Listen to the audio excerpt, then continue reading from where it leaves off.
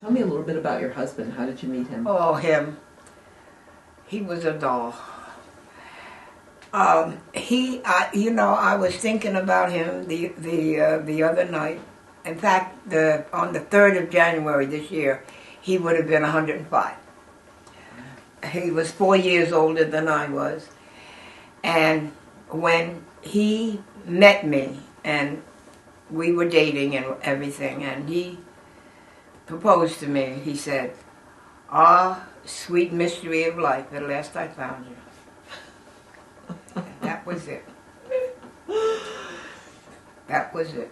So he was very romantic. That was it. Kathy, go up in my room and get one of the pictures. It's by the bookcase. He was wonderful. Mm. But he always had an inferiority complex because he never graduated from school. He came up here he was born in Maryland, and his parents were up here. And when his aunt died, who raised him, he came up here, and he only went to school for like 2 years. Okay. Here, he came out when he was 16 or 18 to work, to help, to be like independent, Did you meet him in New Jersey?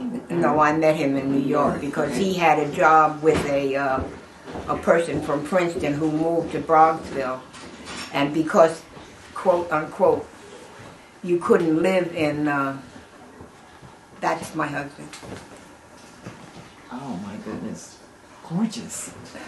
Gorgeous. Can you hold that? Can you get a picture?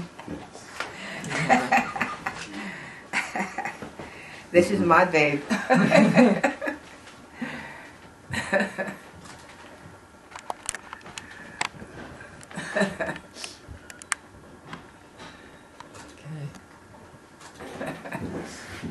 This is my sweetheart. And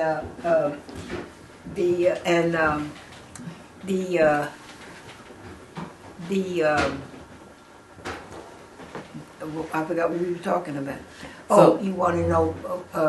So I wanted to know, so you met your husband. Yeah, we met, and then he was working up there, and he was working, and I was working, and together I think we were making about 17 and 5. We were making about $22 a week.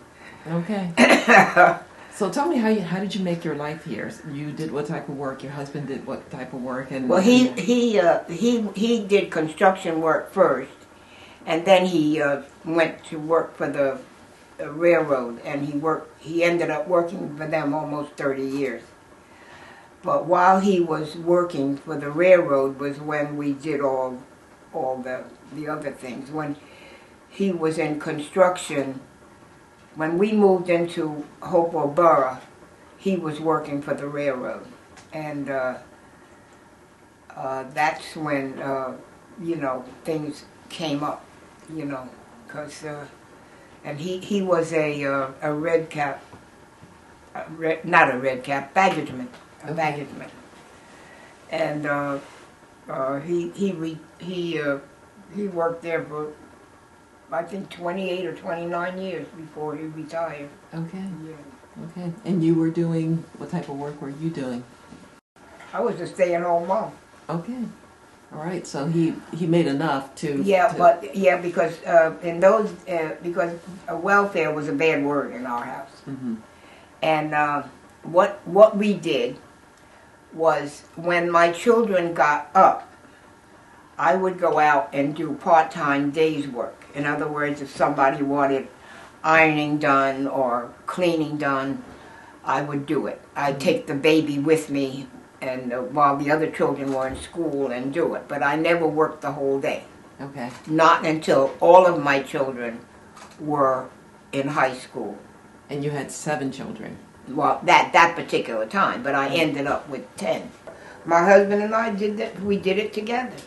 And he could cook too. He could cook. Oh man, that man could make some biscuits. No wonder you were married for 60-something years. He made better biscuits than I did. So he was a great partner. Yeah, He was a great partner. he was, and he was very, very highly respected and thought of, because in order to take care of the family, he opened up what he called his quote-unquote junkyard.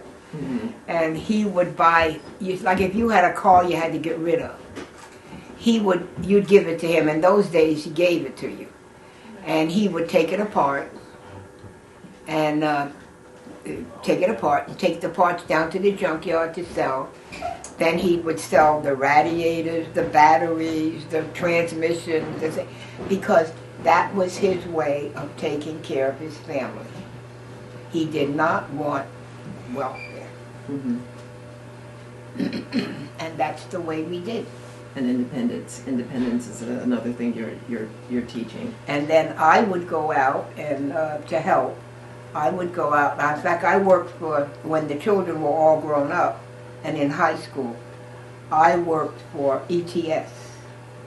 And I was in the mailroom, and I would, help that way, because I was taught to help,